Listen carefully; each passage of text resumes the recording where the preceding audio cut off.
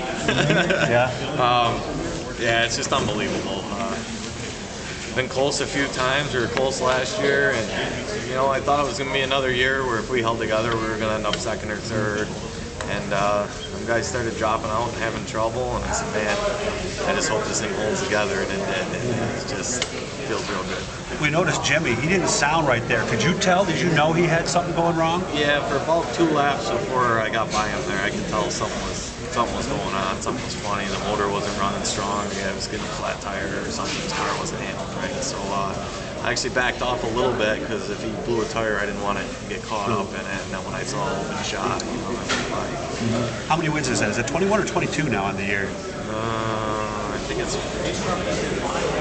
21? 21? How does it feel to be the first man at Super Dirt Week to win Sportsman 358 and modified? That's something nobody else can say they've done. Yeah, that's pretty wild. You know, I've been fortunate and driven some really fast race cars up here and had some good luck. We were able to win all 3 divisions. Anybody else want to jump in? How important was your pit strategy today? Not very, I don't think. I pitted, and then I had trouble with the lug nuts, so then I brought out a caution and pitted again, and they tightened the lug nuts up, and then I just came back in after 100, and we filled it with fuel, and probably took more fuel than I needed, and that might have let Brett and Jimmy out in front of me, but it doesn't really matter. It worked out just fine. You think that was an advantage for you, being able to have that much fuel where you could push a little bit more than maybe some of the other guys could? Yeah, I think it was. I mean, I didn't push real hard, only at times, but I was pretty confident that I had plenty of fuel. A couple times there you pushed up in turns 1 and 2. What was going on? Is that just getting in the turn wrong, or was it car getting upset? You know what happened is the track was so easy on tires this year that it was tough to get any heat in the right front extra. And things, they just wouldn't stick. If I didn't get it warmed up good, man, I would just skate the nose right across the track. Tell me about how that track played into your hands today.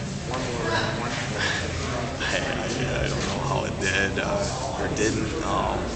You know, we just go out and we race, and it's Syracuse, man. It's a long race. A lot of stuff happens. You know, you just got to be there at the end. Which pit stop was it that you had the problem with the lug nut? Was that first stop on lap 40 or something? I think it was like 52 or something.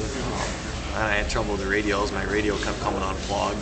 So they were telling me to come back in the pits, and I couldn't hear them telling me that. And finally, I got my radio plugged back in, and they told me to come back in the pits. So I ended up having to bring the caution out, come in and get the wheel tightened back up. And I thought we were in trouble after that. Usually you can't have a mistake like that at Syracuse and come out on top.